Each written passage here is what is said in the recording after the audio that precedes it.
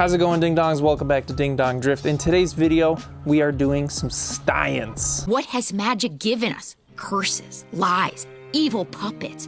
Science makes you smarter and magic makes you crazy. So if you guys remember a couple videos ago, the taillights I 3D printed were not bright enough in direct sunlight. Well, we got lots of direct sunlight today, pointing directly at the taillight, and I created this test rig. You can see each section of this taillight is slightly different than the other, and they're all numbered 1 through 9. And I have a little notebook somewhere. I don't know where it is right now, but I'll find it. We're gonna test to see which lens design outputs the most amount of light. And I also made new housings. So you can see the housings are now white to hopefully reflect more light and get more light going outwards. There are now triple the amount of LEDs on the brake light than there were previously. There were only 3 strips, now there are 9. And there are double the amount of LEDs on the running light and turn signal, as well as some amber LEDs on the corner here. On the side here, you could really see the turn signal from, the side of the vehicle or the front, because this lens will be sticking out just slightly. I think someone in the comments was saying that modern vehicles have the taillights sticking out slightly so that you could see them better from multiple angles. So I did do that. I added some little vortex generators on the lens, because I do see them on modern cars a lot. For example, on my daily here, you see there's a little vortex generator right there on the taillight. Probably doesn't do anything, but who knows. How are we gonna test the light output objectively, not just looking at it, that one looks like it may be more. So my plan is to set up the camera, manually expose for the light output, and then go on the computer and literally measure the luminance and see which part of the taillight is the brightest. Really not much to it. Let's set up the camera, get the settings going, and we'll see if everything looks good. Okay, so I think I have it exposed pretty decent right now. I just gotta hook this up. Obviously, I'm not gonna solder wires. Don't ever solder wires on a car. Solder breaks. So you should always use proper crimps. Is it on? Oh, it's not plugged in. I was like, holy crap, how is it so dim? It's not plugged in. Okay, now it should be on. Okay, there we go. I think that's on. How does it look on the camera? Not bad. So obviously I have it very underexposed right now. If I were to expose this properly, the car would probably be blown out. But just to the eye, 2 and 4 look to be the brightest. The only problem is you can only see the light when you're actually facing it. Now let me show you. If I move the camera here, you can still see it from this angle, but if you go up, like right here, you see that? The light disappears. If you go down, you can see it. I don't know why that's happening. So let me put this tripod at about eye level where a car would be. That's where we need to test it at. Probably need to go even higher. Like a truck specifically, let's say. That looks pretty good. Yeah, well, from further back, it's visible. See, like if I back up, too much shit in my driveway. Okay, so if you're standing further behind the car, it's fine. Don't focus on the freaking trailer. Focus over there. And that doesn't look too bad. Let's try the turn signal. Now I have to walk around my car. Let's try the turn signal. How does the turn signal look? Well, it's definitely visible. That's for sure. Oh, and these corner turn signal lights are separate. I gotta hook those up. Okay, there's that, and then power. So you see those in the corner are very bright. So if I do like this, can you see that? It's kind of hard because they're all cascading. So let me hold it and then tap the wire. That corner is very bright. It's even going through the tape. Yeah, turn signal is great in the sun. I don't know if you guys remember last time, it was like completely invisible in the sun. And right now we're in direct sunlight. I can see it from far away. I can see it from directly behind. Yeah, everything looks good. So which one looks the best? Let me see. I'm gonna try to underexpose a little more. That's as far as I can. Oh wait, I can turn the aperture up. It's hard to tell on the camera screen, but let me know what you guys think in the comments. Which one looks the brightest right now from this angle? Because this is, where cars are gonna see it the most. Doesn't matter what it looks like, from kneeling in front of it. mostly matters from where other cars are gonna see it. Okay, now the most important one is the brake light. The brake light hopefully will be very bright. Oh yeah, that is, oh, a cloud came in. Okay, well that looks very bright. That is super duper bright. Nice, happy with that. And again, it looks like 2 and 4 are the most visible. Let me go grab the notebook and we'll see what the settings are. Okay, so the lens that seems to be the brightest, test number 2, which is 5% infill, white reflector, and only 1 perimeter on the lens. So that's this one right here. So 1 perimeter seems to be the common denominator. Adding a perimeter really dims it down a lot, because test number 1 is 5% infill, white reflector, 2 perimeters. It's visibly dimmer. Now I'm wondering if 6 is 2 perimeters, 7 is 10% infill, 1 perimeter. 7, 10% infill.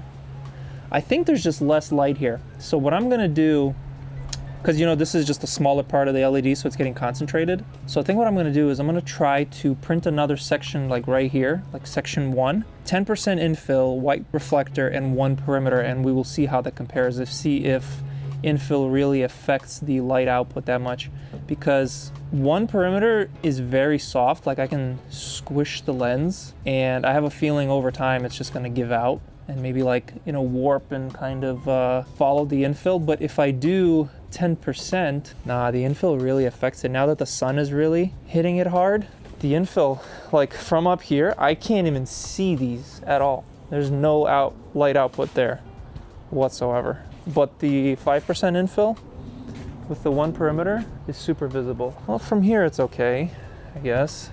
Number 8? No, that's 7. 7, so 10%. That's also 1 perimeter. 2 perimeters really kills it, like halves the light output. I think I'm just gonna have to run with 1 perimeter, 5%, because it's visible. The light output is way less. It's crazy the difference between like right now there's a partial cloud, just like barely a little bit of a cloud, and the light looks 10 times brighter than when it's like direct sunlight right now. See, the sun hits it, it's so much dimmer. Looks so much dimmer. It's still visible, it's still totally visible, but that is a huge difference. I wonder, okay, that is very interesting and surprising. It appears that clear coat has made all of them look exactly the same. It's as if the main denominator in it not appearing as bright is the fact that light can't pass through it. Yeah, the 1 perimeter still look the best, but it's sort of unified it all, I think. It's like made everything a lot more clear across the board, which makes sense. You know, clear coat fills in the little tiny gaps of the filament and makes it look a lot more smooth. So I wonder if on the final print, I just clear coat both sides with like 2K clear, give it a quick sand, clear coat both sides, 2K clear, and that would give it a little more stiffness and rigidity, even if it's 1 perimeter and 5% infill. Another thing I want to try is different infill types. This is gyroid infill. I wonder if like cubic or honeycomb, or well, maybe not honeycomb because it's printing this way. It's printing vertically, so the honeycomb is just gonna look like flat. But cubic crosses and triangulates. Very interesting. All right, I'm gonna go print a couple more samples. We're gonna take the best ones from this and compare them with what we learned and compare them with some changes that I'm gonna make. So I'll be right back once those print out. All right, it's the next day.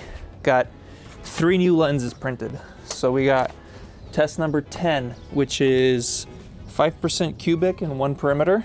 It is very squishy, even more squishy than the gyroid, so that's gonna be a no-go in terms of durability.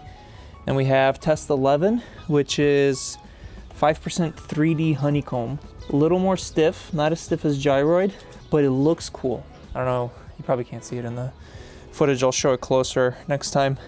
And then we got 10% honeycomb, which is very stiff, also 1 perimeter. Looks probably the coolest. There, I'll just show you guys. These look way cooler than gyroid. So you see we got 5% cubic, 5% gyroid, 5% 3D honeycomb, and 10% 3D honeycomb. That looks awesome, I think. but as you can see already, can't see the red as much, and it's perfectly sunny right now. So let's give it a go, because you can see that's 10% gyroid as well. That's test number 6. And if we look, test number 6, 10% gyroid. Oh, but that's 2 perimeters as well. This is only 1 perimeter. This is what I was talking about squishiness. You can see how squishy that is. Gyroid's a little stiffer because there's just small, the gaps are smaller. Honeycomb, or yeah, that's 3D honeycomb. That one's also just as soft. Gyroid tends to be a little stiffer. But the 10% 3D honeycomb looks the coolest. So let's see how it performs. So same settings as yesterday, 6400 shutter speed, or no, 8000 shutter speed, and f5, and then ISO is 80. We're at basically -2 exposure compensation according to the camera. So first we're gonna do running lights, bright sunlight. Man, it's crazy. Can't see the little ones at all. It's actually weird. From like up here, you can barely tell at all, but no car is ever gonna see it from that angle. How does it look on the camera? I can barely see it. Dude, it's starting to rain again, and it's a clear blue sky. How's that even possible? I don't really see a difference between gyroid and cubic. Honeycomb looks to be the brighter one now. 10% 3D honeycomb, not so much, not very visible. All right, let's try the brake light. This is also kind of an unfair test. I should have made just like all the same size, because like as you come towards the right here, there's less LED strips because they start overlapping here. Whereas here it's just, you know, the same amount all the way through. On the brake light, it's a little more even. The housing gets narrower still, so yeah, see the brake light is just way brighter, which I'm fine with. And actually the 10% honeycomb looks a lot better now on the brake light. Oh yeah, that's perfectly acceptable. But still, I think the 5% gyroid looks the best and is just as stiff, just slightly stiff, less stiff than the 10% 3D honeycomb. What do you guys think? On the camera, the 10% honeycomb looks a lot dimmer. Yeah, damn, that sucks. I think if I do maybe like a 7% gyroid, it will maybe fill in the gaps a little more and it'll be a little stiffer and maybe look a little cooler. Because right now I don't really like the waviness of it. Maybe like a 7% 3D honeycomb. Yeah, let's do that. I'm gonna go print another one. This instead of this one, which is the 5% cubic. I'm gonna print a 7% honeycomb, and we'll see how that looks. So I'll be right back. I think we have a winner, boys. Here we have 3D honeycomb at 7%, and it looks just as bright as, oh, and 1 perimeter, so it's a lot stiffer, and it's just as bright as 5% gyroid, but it's much stiffer, it's not squishy. It's still squishy a little bit, but you gotta like really dig your nail into it, which I'm fine with. So let's see how it looks on the running lights. It's crazy how much brighter the brake lights are, but I mean, that's what we want. And it looks pretty good. How does it look on the camera? Oh, I can't even see it. It's so underexposed. Here, let me show you guys what it looks like in the daylight. So, no more underexposure. This is what it looks like in real life. Nice and bright. And you can see it from all angles, from directly behind. Camera loves to focus on the camper. Yeah, everything looks good. I think it's time to print the final version. The whole lens this time. That's gonna take a couple days. I'll be right back. All right, ding dongs, it is 2 days after the final lens test, and the final taillights are now finished. So let's take a look.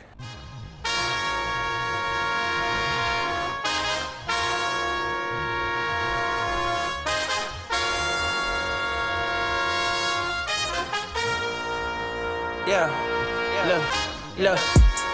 I ain't scared of nothing, really they come from nothing. Boys think they the same, but all them niggas fronting. Why they mouth keep running, I've been up to something. Let me rap real quick.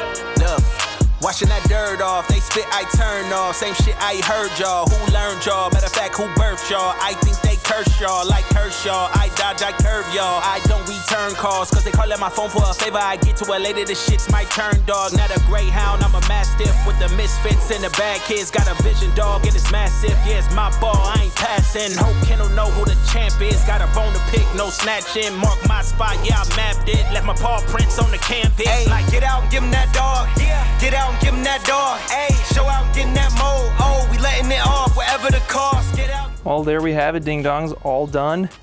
I haven't even shown you guys this design. I added some vortex generators here that are gonna look sick, I think. Sorry I can't get the car outside because that, but even looking from like here, if it would focus, there we go. That's gonna be freaking dope looking. Everything's wired, all the wiring's taped up. It's basically done. This is the final version of the taillights. So all that's left now is the light bar across the back here, across the trunk. Like I said, it's gonna be part of the brake light. That's why the running light comes to a point and the brake light has a dull end right there, because it's gonna blend into the, the light bar. But yeah, happy with how it turned out. This is 7% 3D honeycomb infill with one perimeter, and it's nice and stiff, nice and rigid, lets tons of light through. For some reason during the print though, you could see there's a line right here. For some reason the temperature changed or something happened, I don't know, but on both sides it did that. I'm guessing, I don't know, sped up or did something where it was printing slightly faster there. Yeah, it turned out a little different, but it's super bright. As you guys saw in the testing, definitely bright enough in direct sunlight. We're in the shade now, but I wish I could pull the car out, but it's a little difficult right now, so this will have to do. I'll do a driving video pretty soon. I really got to get this thing out, but yeah, this will finish it off. So in other news, stuff is arriving for the camper. Got some big old batteries, absolutely massive actually, and I got new tires for it, and under the bed is the inverter solar controller combo. You see it right there. Oh god, that's heavy.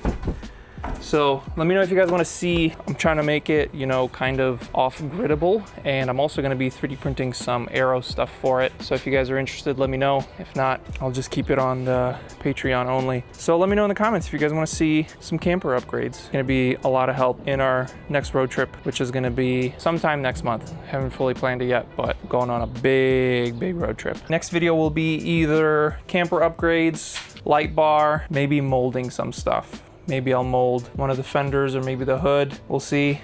I'd like to start molding because the weather is nice now. It's like 75 right now. It's literally perfect. It could not be any better. So I'd like to start molding some stuff. It has been very windy, very rainy, which is not good because I have to clear coat everything. Like I said, long time ago now, I know, but the process that I'm using involves clear coat and lots of wax. So I need it to not be windy so that I can put my inflatable paint booth up so that I could sand all this stuff and clear coat it.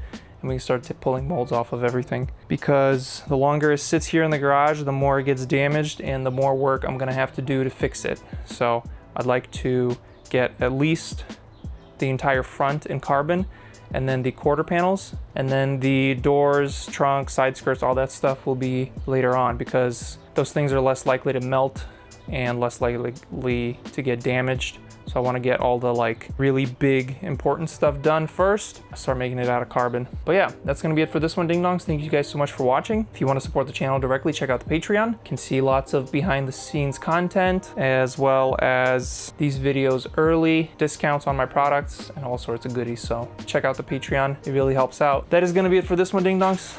Peace out, stay sweet, and I'll see you guys next week.